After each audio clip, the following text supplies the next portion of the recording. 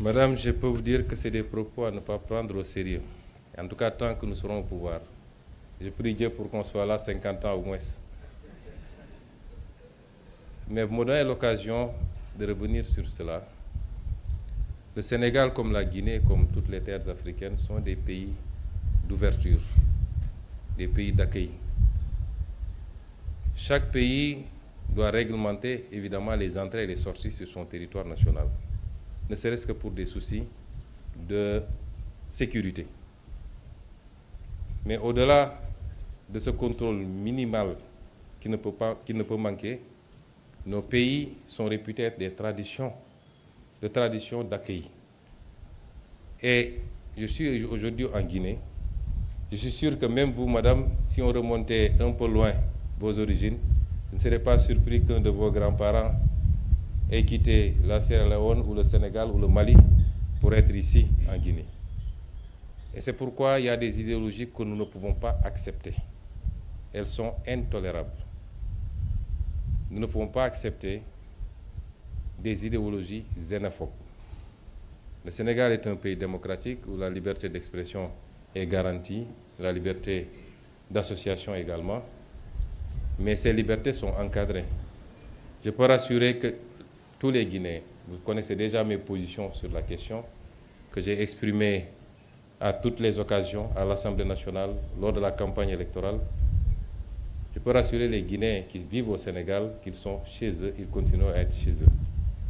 Et je sais que les Sénégalais qui vivent ici, que j'ai rencontrés hier, sont traités de la même manière ici, en République de Guinée. De manière générale, la question que vous soulevez maintenant me permet d'aborder une autre sur les discours d'intolérance et de haine facilités par les réseaux sociaux. Je voudrais appeler notre jeunesse à prendre conscience que cela ne les grandit pas.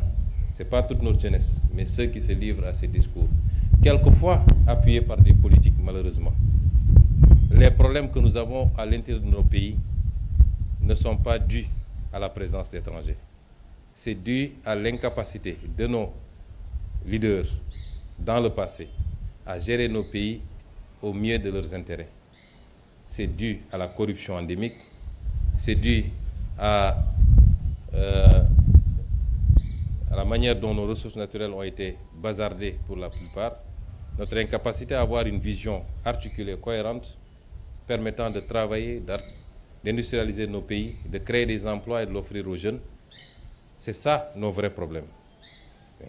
À chaque fois que des pays ont des problèmes, y compris dans les pays occidentaux, vous le verrez, c'est l'autre qui est le responsable. Et on commence à chercher et à désigner. Ces idéologies ne peuvent pas être importées, elles sont inacceptables. Et je lance un appel à cette jeunesse, je sais souvent qu'elle m'écoute, au-delà du Sénégal, cette inimité, le terme n'est pas trop fort. Quand vous voyez des compétitions sportives, si la Guinée doit rencontrer le Sénégal, c'est comme si on allait en guerre, alors que c'est tapé sur un ballon simplement. Ça vole très bas, les gens s'insultent, les gens se disent des mots. Il faut qu'on revenions à ce qui nous a été légué par nos devanciers. Nous sommes des frères, des peuples frères, des peuples amis. Je ne dirais même pas des peuples, nous sommes des nations frères, sœurs du moins, mais nous sommes un seul et même peuple.